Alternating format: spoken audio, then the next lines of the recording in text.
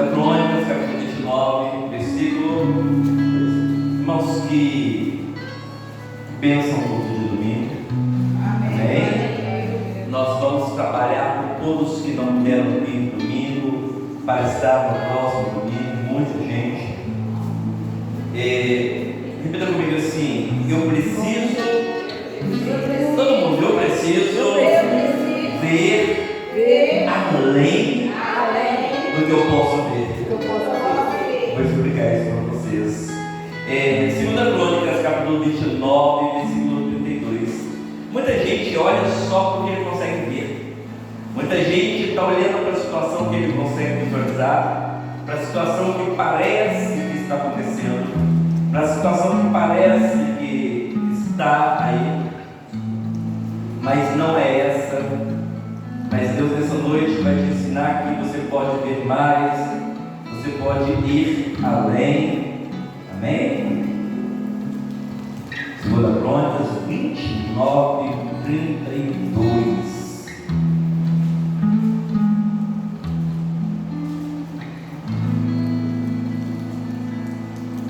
Vamos no 31.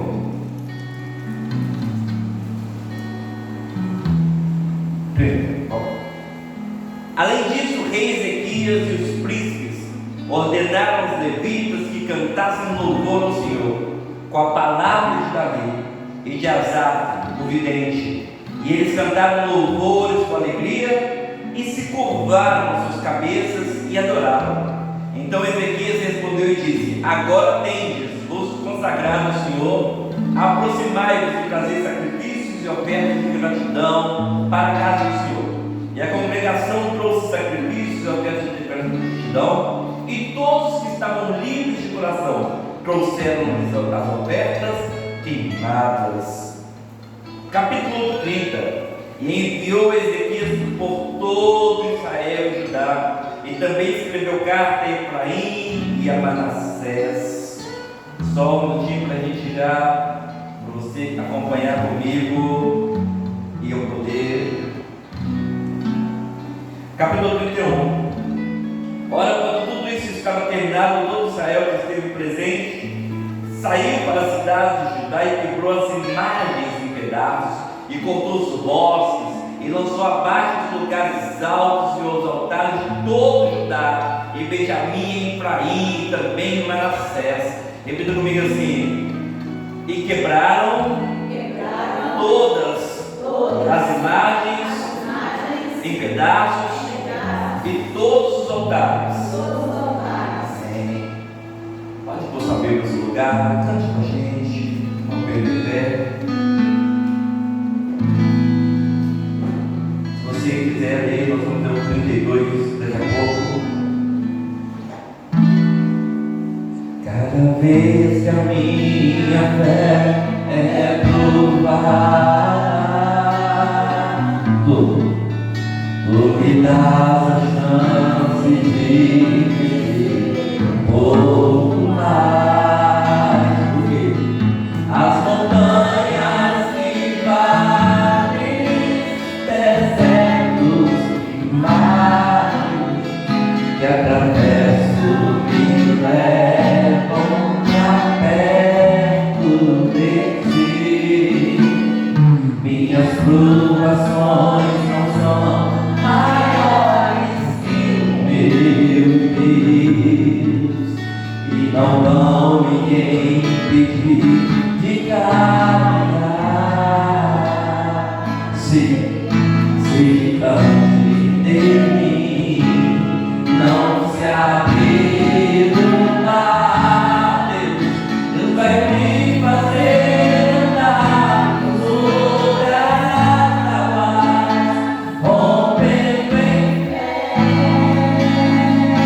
Minha vida se revestirá do teu poder, rompendo em fé.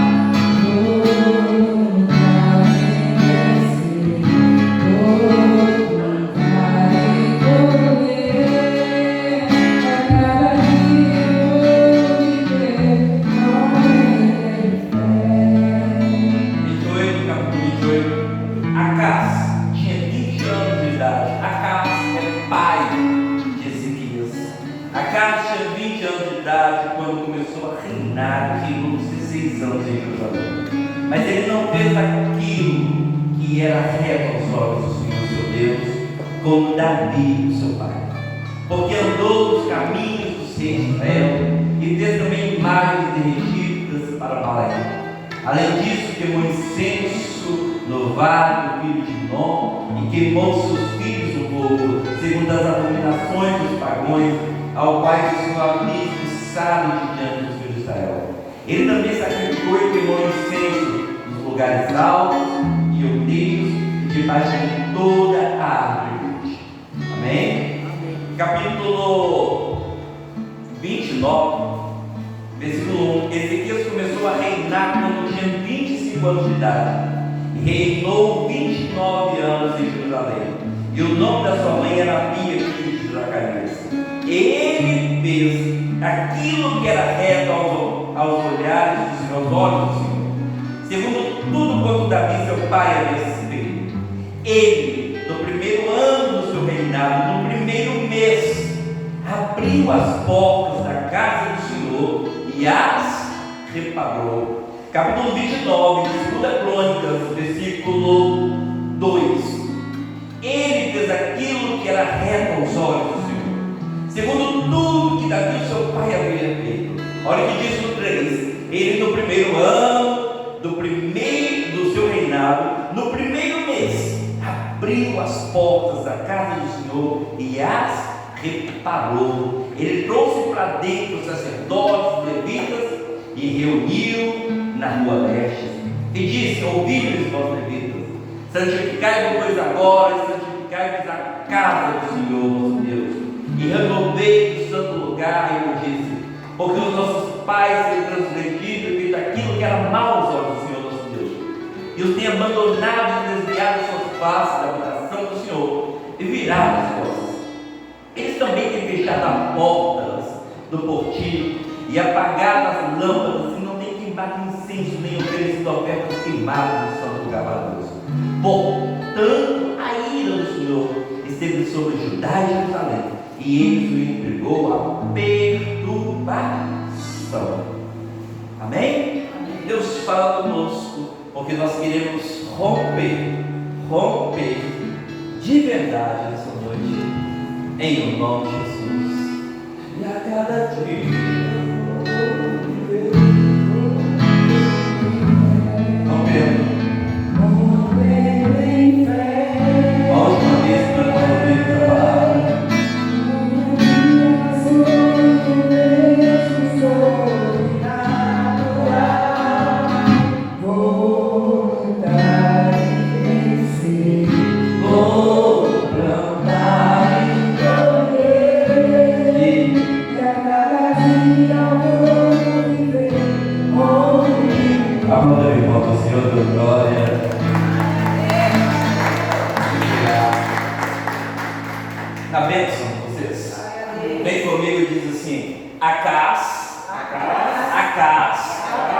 foi um rei mau. Então guarda isso comigo. Acas é o pai de Ezequias. Acas, ele recebe o reino, e ele recebe o reino com tudo em ordem, recebe o reino com tudo organizado. Mas o que Acas faz? E olha que, se você vier comigo e se você estiver ligado na pregação, você vai notar que domingo agora eu terminei e eu vou continuar no próximo domingo. E nós falamos sobre Salomão e sobre a vida dele com Deus, ou seja, ele vai lá, faz um templo para Deus, ele ergue um altar. Deixa eu fazer uma pergunta para você. Você que já no passado foi católico ou espírita, ou nasceu em um lar católico, você já teve na sua casa um altar, um local de adoração? Já teve na sua casa isso? Aí, olha tanta gente, já teve na sua casa. Quem tem na casa da sua família, já teve na casa da sua família? Na casa da minha família eu já cheguei e já vi lá altares. Esses locais são locais que separavam, e alguns ainda separam, para ir lá e ter o seu momento de oração, o seu momento de falar com o Santo, seu momento de prestar, acender uma vela, o seu momento de ali ler alguns salmos, o seu momento de fazer suas rezas dentro da sua própria casa. Note comigo, por favor, que todos esses que faziam isso no passado, todos eles iam à missa todos os domingos, e mesmo assim sua casa ainda tinha um altar. E aí eu quero lhe perguntar uma coisa nessa noite: tem um altar de Deus na sua casa? Eu quero perguntar para você: tem um lugar aonde você separou para falar com Deus na sua casa? A irmã levantou a mão lá atrás. Quem já viu o filme Quarto de Guerra? Olha só um pouquinho. Então, como a dica que a irmã não está aqui hoje, mas como dica para ser que o culto dia 29, um dos últimos cultos que nós vamos fazer agora esse ano, aí a gente junta os jovens, todo mundo, e a gente passa o filme no sábado, Quarto de Guerra, para todo mundo. Pastor, cadê o glória a Deus? A gente passa pipoca, pastor, por que nós vamos fazer isso? Por que nós vamos ver aquele filme de novo? Porque aquele filme tem algo muito importante. Aquele filme tem eu tenho uma dificuldade de assistir esses filmes, porque eu tenho meus preconceitos, e só que quando eu vi aquele filme, eu falei, gente, que filme maravilhoso é esse? Que filme maravilhoso é esse? Que filme que todos deveriam ver. Então todas as vezes eu tento passar ele todo ano. Ano passado nós não passamos ele, então nós vamos passar esse ano ainda, antes do ano acabe. Pastor, se eu não puder vir, vou fazer igual eu fiz da última vez. Você vem, pega ele no computador, no pendrive, mas vamos tentar ver juntos, porque é bom que a gente sai de casa, a gente assiste junto. Por quê? Porque junto a nossa fé vai sendo resgatada e motivada. Irmãos, quando nós olhamos o filme Quarto de Guerra, olhamos uma senhora que ora, olhamos uma senhora que tem uma vida de oração. E eu quero dizer para vocês que é sensível quando uma pessoa ora e quando uma pessoa não ora. E quero dizer também o que eu estava dizendo no outro dia: tem momentos nesses dias, tem momentos que nós que oramos não conseguimos orar direito, nem orar mesmo conseguimos. Tem um pessoal aí que você pergunta para eles conseguem orar sempre. E aí você olha assim e fala, gente, o que está acontecendo daqui? Eu não consigo, mas essa pessoa consegue. Semana passada eu mandei para todos os meus intercessores, todos: orem aí, porque para mim está difícil.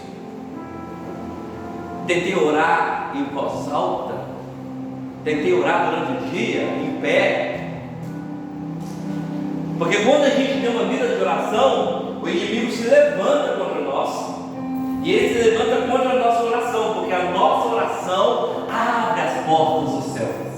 A nossa oração é o momento que nós estamos conversando com Deus. Sabe o que eu consegui fazer na semana passada, no dia que eu quis, na semana passada, preparar momentos separados de fazer oração mesmo? Como eu disse para a irmã Daci, irmão Paulo, irmã Conceição, eu consegui ter 20 minutos que eu consegui, em 20 minutos muito difícil, fazer um período de pedido de perdão confessional. O que é isso? Pedir perdão pecado por pecado. Mas cada hora vem uma coisa na mente, porque quando nós estamos orando, a nossa mente está processando ao mesmo tempo, que vem aquele monte de coisa. E o máximo que eu consegui chegar foi um pouquinho agradecendo a Deus. Não deu nem tempo de pedir, pastor, mas o que é isso? É uma oração de verdade. Repita comigo assim: quem ora de verdade, recebe. Então, irmão, se você está passando por uma luta muito grande, ora. Pastor, o que o senhor está dizendo? Eu estou dizendo que semana passada eu estou precisando orar mais. O que é orar mais? Orar e sem cessar, até que a bênção chega, até que o milagre chegue. Quando chega a bênção, continuamos orando. E é isso que nessa noite Deus quer falar a você, falar ao seu coração, que é um dos maiores motivos com que as pessoas enfrentam situações situações terríveis e não conseguem suportar. Vem comigo. O rei Acaz, nós falamos no domingo que Salomão faz 2 sacrifícios. Ele levanta o reino, ele faz tudo, levanta lá, né, o templo de Salomão, ele faz tudo, mas no final da sua vida ele começa a levantar templos para outros deuses. O homem mais sábio da Bíblia, ele levanta templo para outros deuses. Por quê? Porque ele vai nos conselhos das suas mulheres, que agora o levaram para outros caminhos. Salomão então começa a se desviar do caminho do Senhor, e por isso o Senhor Deus retira muito de Salomão. Vem comigo agora. Passado, depois veio alguns reis, veio o rei Uzias e restaurou toda Israel. Vem comigo. Mas chegou o período de Acaz. Acaz era um rei mau. Acaz era um rei que o coração dele era longe de Deus. O que Acaz faz? Acaz vai lá e levanta altares para outros deuses. Ele vem e ele começa a dar outro sentido para a vida dele, para o reinado dele. Então nessa noite, para ficar de uma forma simples para você, eu quero te fazer uma pergunta. No dia bom, você vai continuar servindo a Deus? No dia bom, você vai continuar sendo servo de Deus? No dia bom, você vai continuar agradecendo, vai continuar orando, vai continuar clamando e vai continuar adorando a Deus? Porque o motivo, escuta bem comigo, o motivo de muitos problemas em nossas vidas e na vida dos cristãos é por quê? Porque ele vem para Deus quando tudo está em ruína. Escuta o que eu estou te dizendo. Ele vem para Deus quando tudo está em ruína. E aí o que acontece? Deus vai restaurando a vida dele, e alguns demoram muitos anos para ter uma vida completamente do modo que ele sempre sonhou. E quando chega essa hora, eu vou lhe dizer, muitos aqui já chegaram. Essa hora, a primeira coisa que você tem vontade é falar assim: eu vou ficar em casa. Deixa eu aqui, já está tudo ok. Eu vou orar daqui mesmo. Eu vou ver o culto daqui mesmo. Eu vou levantar aqui mesmo minha oração, minha vida. Eu não desviei não, é só que nesse momento é o momento meu e Deus. Mas note que nesse momento que essa pessoa toma essa decisão, ela não está passando por uma grande afronta, ela não está passando por um grande problema, ela não está passando por uma grave. Nota isso. E o que acontece?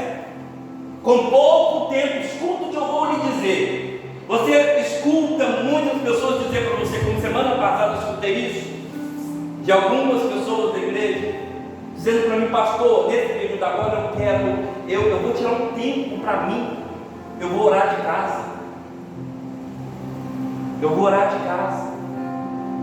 Eu não estou desviando não, pastor, mas eu vou orar de casa, eu vou servir a Deus. Aí, pastor, quando eu tiver, eu volto. Aí sabe quando que a pessoa vai voltar? Na hora que estiver endemoniado, na hora que estiver cheio de problema, na hora que estiver cheio de dificuldades, na hora que estiver cheio de luta.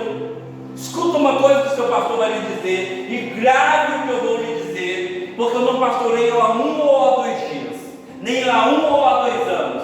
Sabe quem dá menos problema? Ou seja, sabe quem menos precisa do pastor? Aquela pessoa que ela é fiel a Deus nos dízimos e nas ofertas em todos os tempos. O que eu quero dizer isso? Eu quero dizer que passa 1, passa 2, passa 5, passa 10, passa 20 anos, ela continua sendo fiel a Deus em todo o período. Ou seja, essa pessoa, nesses 1, 2, 3, 4, 5 anos, passou todo tipo de problema, mas a fidelidade dela com Deus não foi em momento algum afetada. Repita comigo assim: a minha vida com Deus, repita forte, a minha vida com Deus não pode ser afetada por situações. Quem está entendendo isso? É isso que atrapalha a vida de muita gente. É isso que faz com que muita gente tenha uma vida de fracasso. E eu mostro para vocês com pessoas que vocês conhecem da sua família, da sua casa, do seu cotidiano, pessoas que tinham tudo, estavam bem, pessoas que foram até Deus, mas quando tudo melhorou, irmãos, eu já fiz isso, não de parar de ir para a igreja, mas eu já comecei a dar prioridade aos meus negócios, a minha vida. Hoje muita gente olha e fala assim: o pastor, ele abre mão de tudo do serviço dele, abre mão de tudo para servir a Deus. Não, eu quero te contar que com meus 28, 29 anos, irmãos, eu vou fazer 31 ou 32, dia 4 de dezembro, tá? Eu não decidi se eu vou fazer 31 ou 32 ainda não, tá? Então, quando eu estava com 28 anos, há uns 2 anos, uns 15, uns 3 anos atrás, meu pastor, ele me chamou, Carlão, ele me chamou e falou: Xande, você está faltando muito nos cultos da quarta-feira. E sabe o que eu falei para ele? Eu falei: pastor, e eu realmente estava incomodado com isso. Mas pastor, nós sempre somos sujeitos ao pastoreio. Quem está entendendo isso? Eu virei para ele e falei: pastor, com todo respeito, tem tanto pastor nessa igreja. A nossa igreja era uma igreja desse tamanho, mas com menos gente aí, mas tinha 20 pastores no altar e 10 pessoas sentadas aí. Eu falei: pastor, mas tem tanto cacique e pouco índio, que eu prefiro vir no dia que eu sou útil, então eu venho nos domingos. Meu pastor não passou a mão na minha cabeça e falou: não, Xande, você está cuidando dos seus negócios, você está cuidando das suas lojas. E eu olhei, mas eu falei para ele: pastor, eu prefiro cuidar das minhas lojas, que estão precisando de mim, do que vir para o culto com esse monte de pastores aqui. Ele virou para mim e falou comigo assim: Xande, não quero saber se tem muito pastor, não. Você é um líder, você é um filho de Deus, você vem toda quarta, acha que eu venho. Eu simplesmente voltei para casa, porque quando a gente é chamado a atenção, a gente não gosta muito não, mas aquele que quer crescer, ele é chamado a atenção, cala a boca, entrei no carro e falei assim: agora que está tudo bem na minha vida, eu estou priorizando minhas lojas. Meu sonho era ter a situação que eu tenho hoje, meu sonho era chegar onde eu estou hoje. Eu cheguei nessa igreja, quando eu cheguei naquela igreja, eu não tinha um carro que andava. Agora nessa hora eu podia comprar o carro que eu pudesse. Quem está entendendo o que eu estou dizendo? Que eu quisesse. E aí Deus muda a minha história, Deus me dá lojas, Deus me dá tudo, e eu começo a arrumar desculpas para não estar no templo. Primeira desculpa: não precisa de mim. Mas o mais certo, eu que preciso de Deus. Quem está entendendo isso nessa noite? Irmãos, quem precisa de pastorear aqui, não é vocês que precisam de mim, é eu que preciso pastorear, porque Deus me chamou para fazer a obra dele. Eu quero repetir para vocês: eu todo dia, assim como vocês, tenho vontade de desistir, tenho vontade de parar, mas eu lembro que quem precisa sou eu.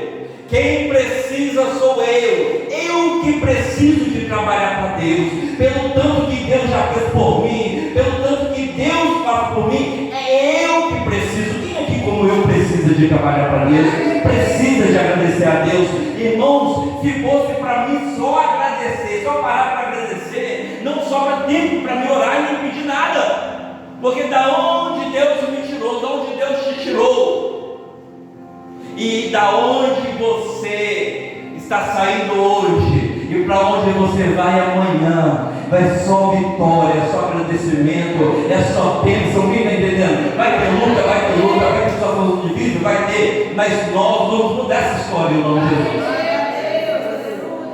olha o que acontece, tem Acas que faz tudo errado, mas aí Acas morre. Quando Acas morre, o filho dele assume o trono, e a primeira coisa que ele faz no primeiro ano e no primeiro mês, ele fala: vamos restaurar o templo. Vamos restaurar o templo. Vamos restaurar o altar. Vamos restaurar a adoração. Eu quero dizer para vocês nessa noite que nós estamos em um período de restaurar o templo, restaurar a adoração. Quem está comigo nessa? Nós estamos restaurando o templo, restaurando a adoração, restaurando a santificação, restaurando o caminho que vai para o céu. Quem está entendendo isso nessa noite? É uma decisão. É uma decisão. Escuta bem. Escuta o que eu vou lhe dizer. Ao longo do período, ao longo da jornada, nós pastores ficamos muito com vontade de transformar o templo em um local comercial. O que é um local comercial? Um local onde você faz de tudo para agradar a todos. Isso não é a casa de Deus. A casa de Deus é um lugar que, infelizmente, não consegue agradar a todos, porque quem tem que ser agradado aqui é Deus. O primeiro que não é agradado aqui, muita gente acha que sou eu, porque eu tenho que fazer um monte de coisa que eu não quero, porque eu tenho que fazer para Deus.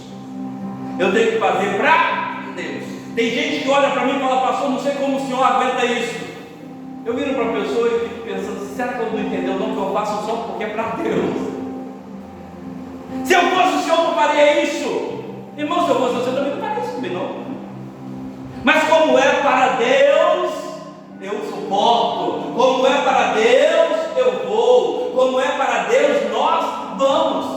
E olha o que aconteceu. Ezequias veio e restaurou o templo. Ele restaurou o templo. Ele pôs o povo para trabalhar. Ele pôs o povo para restaurar o altar. Por quê? Porque ele sabia que se o altar estivesse em pé, ele pegou o povo e falou assim: olha, vamos destruir todos os outros altares. Vamos destruir todos os outros altares. Sabe o que é destruir todos os outros altares, irmãos? É retirar da sua casa tudo aquilo que te afasta de Deus.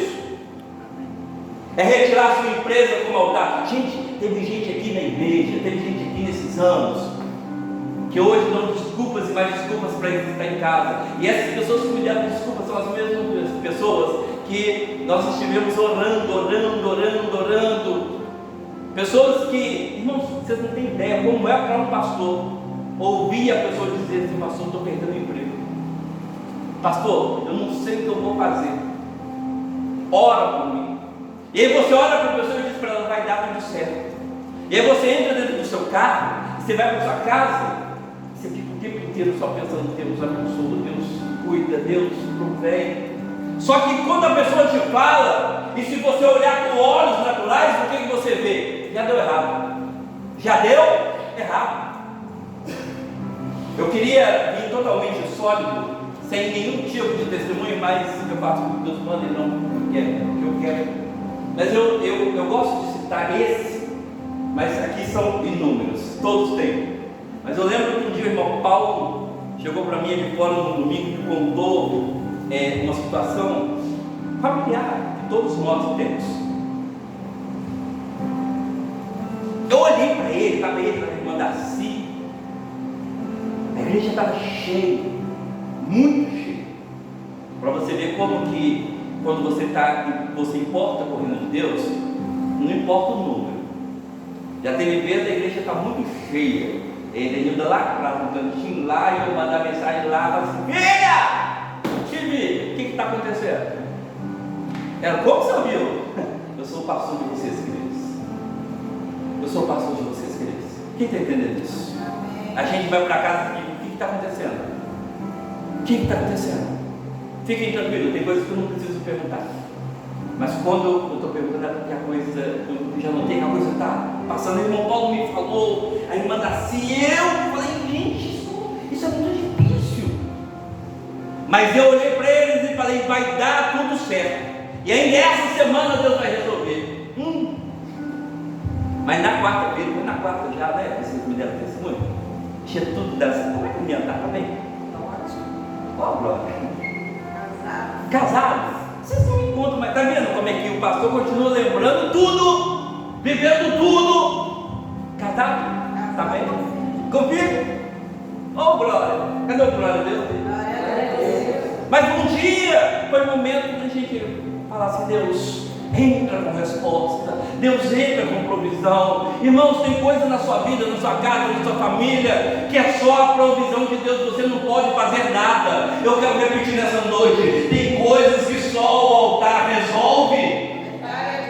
Quem entende isso nessa noite? Tem coisa que não tem como. Olha, eu acabei de ver uma coisa aqui da minha família, estou tentando resolver, e aí do outro lado não quer me ouvir. Eu falei assim: olha, vamos entender uma coisa? Deixa então assim. Então o que eu pensei? Vou deixar na mão de Deus. Por quê? Porque se você lembrar quando você era espírita ou quando alguém te devia, você fazia o quê? Colocava na mão das almas. Hoje nós colocamos no altar. E eu digo para vocês, eu esqueci de trazer hoje. Domingo tinha 2 telefones estragados, eu coloquei 2 no altar, um voltou funcionando, não tem que colocar o outro. Se você não acredita, eu acredito, irmãos. Eu vivo e eu prego aquilo que eu vivo. Não vou aceitar se eu ficar estragando isso, não. Quem está entendendo isso? Ah, pastor, coincidência. Que coincidência? O telefone está muito ligado, não é bom.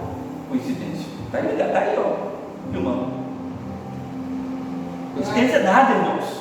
Nós não podemos aceitar, porque algumas coisas vêm para afetar a nossa fé, para dizer assim: olha, Deus não está com você, Deus não está do seu lado. Mas quando você tem fé, você coloca sua vida em Deus e fala assim: olha, Deus, eu creio no Senhor, na sua palavra, e eu não vou desistir. Glória a Deus. Ezequias falou assim: olha, eu creio em Deus, eu creio que se nesse lugar tiver Deus, se o altar tiver em Deus, tudo vai dar certo. Se nossa vida tiver em Deus, tudo vai dar certo.